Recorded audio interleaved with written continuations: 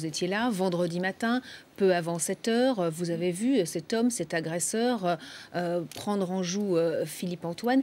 Qu'est-ce qui vous a frappé chez lui? Ce qui m'a frappé, c'est sa détermination. On sentait que c'était un homme qui était venu faire ce qu'il avait à faire, vraiment déterminé. Ça s'est joué très rapidement, c'est allé vraiment très très vite. Et j'ai été impressionné, moi, par son arme, un fusil vraiment de taille importante. Et voilà, il n'était vraiment pas là pour plaisanter, ça c'est clair. Tout est allé extrêmement vite. Il a, voilà, alors après, quelques questions aussi sur le maniement de l'arme. Est-ce qu'il s'est loupé dans le moment de manier son arme? Moi, j'ai eu une cartouche qui est arrivée à mes pieds. Ensuite, il est parti extrêmement vite. Il a donc murmuré quelques mots. L'agent de sécurité, selon lui, eh bien, il aurait dit que la prochaine fois, il ne louperait pas. Donc voilà, après, il est parti très très vite en courant. En tout cas, c'était la détermination. Et vraiment, moi, j'étais à 1 mètre 50 de lui. Donc voilà, j'étais vraiment, j'ai vu tout ça de près. On précise quand Benjamin dit une cartouche est arrivée à mes pieds, c'est-à-dire que la personne n'a pas fait feu sur Benjamin.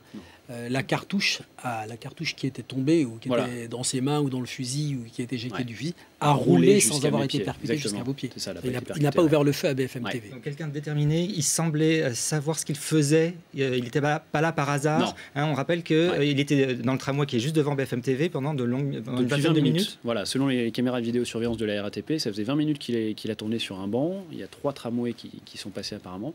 Et voilà, il a attendu. Et moi, en fait, je suis rentré. Philippe Antoine était déjà en bas. J'ai descendu donc les quelques marches pour arriver dans le hall. Et donc l'individu est entré peut-être 10-15 secondes derrière moi. Il a profité du fait qu'il y ait quelqu'un qui rentre pour s'immiscer. Mais en tout cas, il guettait l'arrivée de quelqu'un à BFM. Il vous semblait particulièrement menaçant, déterminé? Déterminé, oui. Vraiment, ouais. Ah ouais, déterminé. Et puis jusqu'au boutiste, qu'on sentait qu'il était prêt à tout. Ouais. Vraiment. Est-ce qu'il tremblait lorsqu'il a sorti ce fusil ou est-ce que c'était vraiment un geste sûr, assuré? Oui, c'était un geste sûr. Il était malgré tout assez calme par rapport à son action. Quand j'ai revu tout à l'heure les images de vidéosurveillance, effectivement, on voit que c'est pas quelqu'un qui est stressé et qui reste bien il est reparti comme ça, tout d'un coup, subitement, après avoir mis en joue Philippe Antoine. Rapidement, c'est quand même en courant, en montant les marches 2 à 2. Est-ce que vous avez réalisé sur le moment ce qui se passe, où on se dit c'est un fait divers, j'ai pas bien compris, ou vraiment il y avait un tireur en face de moi qui était prêt à me tuer? Non, sur le coup, très honnêtement, j'ai pas pris la dimension de ce qui se passait. On n'a pas eu vraiment le temps d'avoir peur. C'est après coup qu'on prend conscience de la chose, mais sur le coup, c'est allé tellement vite qu'on n'a pas pris conscience. Et ce qui se passe aujourd'hui, ça prend une dimension particulière. Ça aggrave ce que vous avez vécu vendredi? Oui, ça remue le couteau dans la plaie, ça ressasse tout ce qui...